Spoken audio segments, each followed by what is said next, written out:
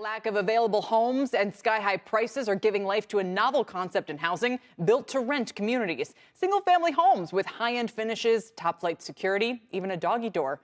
But no mortgage, and the idea is gaining steam. One of America's biggest home builders, Taylor Morrison, says it expects build-to-rent to make up nearly half of its business in the next few years. And my next guest is a pioneer of build-to-rent properties. He just partnered with Taylor Morrison to take his concept across the country. Let's welcome in Todd Wood. He's the founder and CEO of Christopher Todd Communities.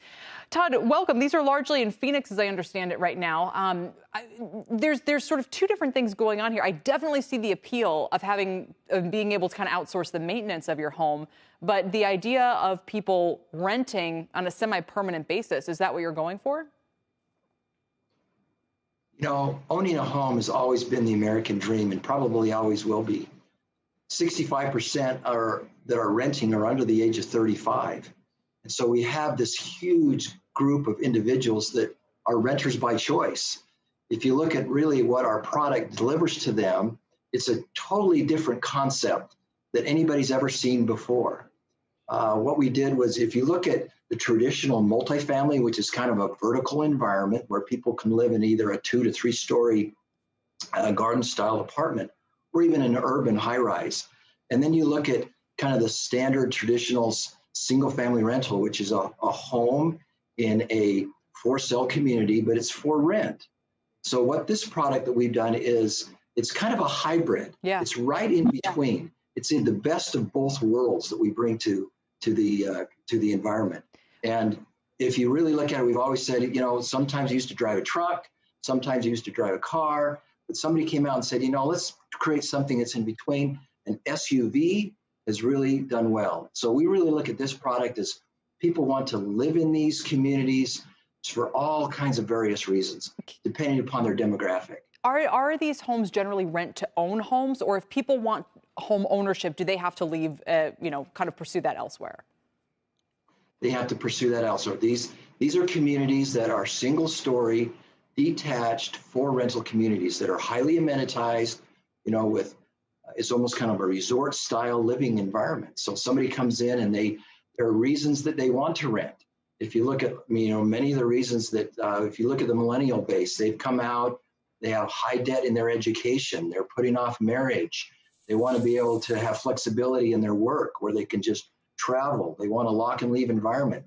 They choose not to buy until the timing is right for them. You also have, on the other perspective, you have the baby boomers, where they've either lost their home back in 08 and 09, they don't want to get into another 30-year mortgage. That means they're going to be 110 by the time they die and they own the home. They don't want to have maintenance. They want to have a maintenance-free environment. A light bulb goes out, you call us, we'll come and change the light bulb. So the baby boomers really like that there's predictability in their payment stream each month. Yeah. Sure. So this just provides a lot of foundational stability to both of those demographics and a lot of other people that, you know, really, when they can't afford to buy a home, right, this is a great alternative. So Todd, I mean, it's Dom here. I grew up in a household where my parents always said, you want to own things. This is like you said, the American dream. How much of your business is predicated on this idea that people are just not really going to want to own as much, or is the demographic play something that you are kind of maybe tailing off at some point in your business plan in the future? You know, the people that come into our residence and live there, 65% of them are that millennial Gen Z. The other make up and mostly the boomers. So as we sit and really get inside their psychographic of why they want to live there and why they can't, you know, a lot of it has to do with home prices are skyrocketing at this moment for all the reasons that you've been talking about, and all the different indicators that are happening in the financial markets, whether it's the Fed that's going to be raising interest rates soon. So rental also is not a bad word that it used to be years ago.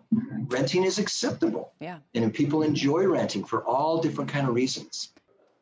Shepard Smith here. Thanks for watching CNBC on YouTube.